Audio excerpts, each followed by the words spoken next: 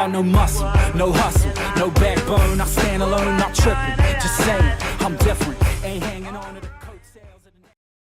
Well, good afternoon. It is Friday, March 14th, 2025. This is the MrNotAdvice end of the week review and update. Obviously, this is for entertainment purposes only and is not to be construed as advice in any shape, form, or manner. Anyway, so looking at my screen, well, first of all, let's go over from Goldman's trading desk. They said nauseating weeks stuck in a macro-driven chop. Posturing still leans defensive, with feedback suggesting that the market is testing the pain point for policy and that the Trump put hasn't been removed from the market, just restruck lower. There are plenty of oversold conditions, though it feels like most of the acute damage is behind us. The market is lacking a clear catalyst, and there's built-up scar tissue there's built-up scar tissue as a result of a series of market fades. So I agree. The market, I think, is, we've had a really strong downtrend. Today was a rebound day. Some of that was driven, I think, by short covering as we go into the weekend. It was a light volume day today. And we did receive, there was news this morning that economic news that also should have pushed the market a little lower. But yeah, we had light volume, and for the week, small caps were the worst or were the least ugly, and the Dow Jones was the most ugly. In fact, the Dow theory is sending a bearish trend signal. And the Dow theory effectively says you've got to have, it's an old, I haven't heard this one in a long time, but any move in the Dow Jones Industrial Average must be confirmed by the transport stocks and vice versa. Well, guess what? The transport average broke and it's below 10%. So that should mean that there's future pain ahead for the rest of the overall market. Here's the problem. The Dow's only 30 stocks. So when you factor that in, and the Dow is not generally, the argument, not representative of the current economy in this country. So because you have a lot of the old, chemical companies and steel companies in there, steel company in there. And so just perhaps I mean, it's not something that I'm sitting here thinking that there's a high probability of. So looking forward, buybacks are heading into the blackout period with 43% of the SPX already on the sidelines. And then the window expected to be closed from March 17th to 4/25. So there is a huge seasonality. Well, it's only one data point, but looking at Trump tariffs 1.0 compared to now, this appears as to be the part of the price history, or the price history that the market should bounce. Although the market bounced again at the end of the day today, the market is still down significantly. When I look at the S&P 500, let's take a look at the daily charts here. On the S&P 500, yeah, we are still stuck in this range, which quite frankly, we've been in for the last 4 days, and we still haven't been able to break above the 50% retracement of Monday's candle yet. So no, I'm not super excited by that. In fact, I said 56.50 on the SPX was my go long level, and we are at 56.50. We're 56.38.94. So we're very close. On the NASDAQ market, it is also stuck in the same type of range, but I think for the NASDAQ, it's got to get over 20,000. In fact, if you look at all the major indexes, anything over, they're all at underneath big numbers. NASDAQ at 20,000, the SPX at right underneath 6,000, SPY underneath 600.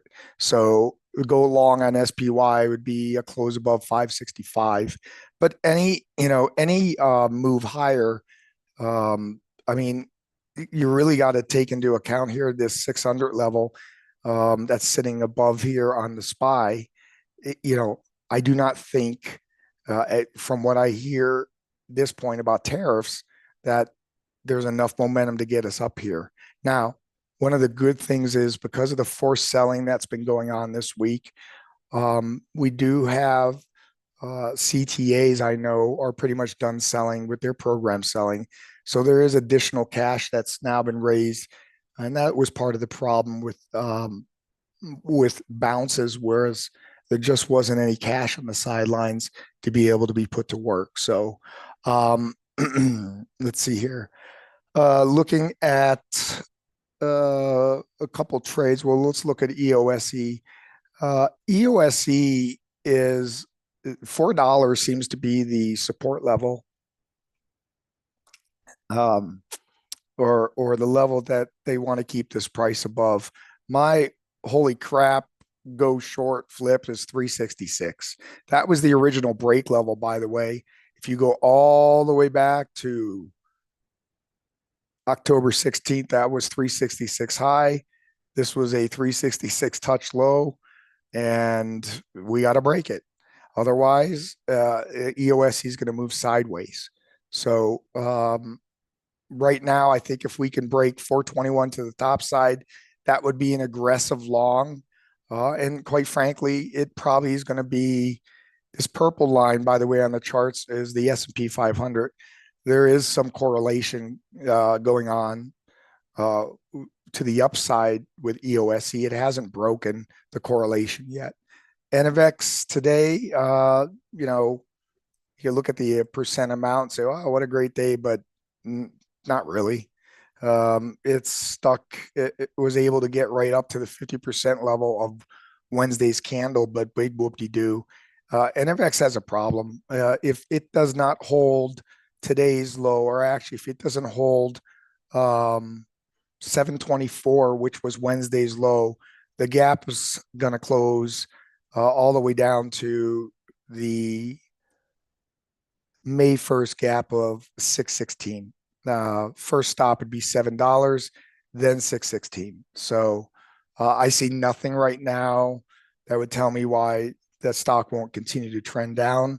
EOSE, I see nothing why the stock won't continue to trade sideways, primarily at this point. Looking at, we are in an NVIDIA trade. I'll be raising the stop on it to today's low. My target is 125, initial target. If we get another green day on Monday, I think I'll probably have a chance to scale out of this, maybe at plus 80. I got 2 more scales left. And so we've already scaled. I already scaled today for plus 30, I think. Other members scaled for plus 40. So that's a good trade. Looking at, we are also in WPM, wheat and precious metals. Wheat and precious metals looks fine. Gold broke out, was not able to close above the 3,000 level today. However, we did get the futures up there last night, I believe it was. So I think the gold trend, the gold is going to continue to move strongly upwards. Let's see, what else do we have? We've got WPM. Oh, Groupon. Sort of surprised, but really strong strength on Groupon. Looks like these were capitulation selling days down here. And these are like 6 and 7 standard deviation explosions of volume. But I am cognizant of this range of these candles is starting to tighten up, right? So I'm going to watch for a rollover here. I'm not going to be brave on this one. I'll adjust my stop to right below 15 or 1454 on it. What else do I have? I'm trying to get into Palantir, but I'll wait till we get up here. Let the market do all the work. Same thing with Tesla.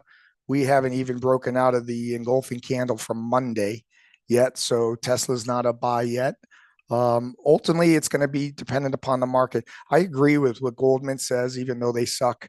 I agree that what's the catalyst going to be? And what are the chances that we go through this weekend and Trump says nothing? And so, again, we've fallen so hard and so much that even a retrace on the Qs from 479 up to 500, um, that would be normal in my mind. But to get back above 500 on the Qs and close back above there, I don't think that's going to happen. I think NVX will continue to drift down, barring any news. And I think EOSE at the very best is going to continue to drift sideways to down, barring any news. So unless we get a strong market with a lot more liquidity coming into the market, which we do not have now. Also take special note of the US dollar continues to weaken, which shouldn't be happening actually. With the market going up, you'd expect the dollar to go up. But I think a lot of that has to do with the global perception of Trump's policies and tariffs. And I think there is the general understanding that, for right now, because of the unknown, there's an expectation or the dollar is getting debased more, losing its value relative to world currencies because of that uncertainty. I think that will change, and I think the dollar will start to strengthen. So right now, it's actually serving a good purpose.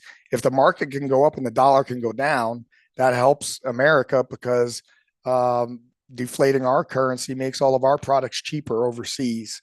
And so even with the tariffs, we'll have to see April 2nd as the tariff drop dead date, when they put them into effect. And obviously, we're going to have news between now and then. We're also going to have to see, looks like we did avoid a budgetary shutdown or a government shutdown, unfortunately. So we're going to have to see now that the CR got passed, then they'll have the time, I think, until September to enact Trump's policy. So right now, the table is set. The field is set for there to be, we get to see how much the Republicans are going to stand behind Trump and if the Democrats can coalesce together and stand up to any of the policies. So I think that the market's going to remain volatile, I think. And really the challenge is if you look at any of the charts, with the exception of this recent downtrend, the market doesn't like the trend. Even in the downtrend, look at these days, huge red down day, big green, huge red. I mean, this is not trending. This is not tradable. I can't tell you how many, I saw at least 3 financial gurus quit on Twitter, and one of them was $1 million account, supposedly, where they just blew themselves up. So protecting capital is not just a cute saying that I use. It is, my first rule of trading. If you don't have capital to stay in the game, to stay trading, well, you don't ever have a shot to, make money, let alone increase your trading skills. So anyway, I'm watching very closely the Qs. Watching some of the defensive sectors like the Costco's or the Staples and things like that. This was the first week that we had a couple trades. And I'm hoping that next week, even if we start trending for a week or two, just not these huge violent intraday moves or, next day moves where it completely undoes the entire range of the move previous days. We need to get out of that. So other than that, my view on what Trump's doing is, well, we're going to get to see now that there's only so much you can do through executive order, getting these things codified into law. And we still at the very front end of what's going on with Doge. So I had planned on doing a podcast with Greg, but he has been under the weather. I do have a podcast coming up, hopefully next week, with our very own Jakester, and we are going to debate Trump's policies, a friendly debate and outlook, what we think the market's going to do moving forward. So I hate to say this, EOS and ENVX, my view on it is those two companies are going to continue to drift down. I think that EOSC has a better chance of not drifting as much because it's got more connection, obviously, to the White House, as well as I think it's in a pretty sweet spot. And there should be more news. NFX, it's simple. Announce a customer with an order, and the stock it will be re-rated as a company that has completed and proved its entire business cycle. Until it does that, it's going to continue to trade as a pre-revenue stage company. It's getting away with, quite frankly, I think EOSE and ENVX share prices should be reversed. But look, if a EOSE breaks down below 261, I mean, I would love to be able to buy or below 361. I would love to be able to buy it at a great discount at 250. Sure, as long as nothing else has changed. So anyway, I hope you have a great weekend. This was somebody asked me, have you ever been through a period of trading like this? I'll say, this reminds me of 2008, just the headline driven, constant whippy back and forth, false hope. And then, I mean, it's just sort of like that right now. But nowhere near as damaging as 2008. We had days where the market was down 9-10%. I think we had a period where it was like 3 days in a row of that crap. So good job for those of you that were able to sit on their hands this week. And I look forward to see what the market brings us next week. Thank you very much.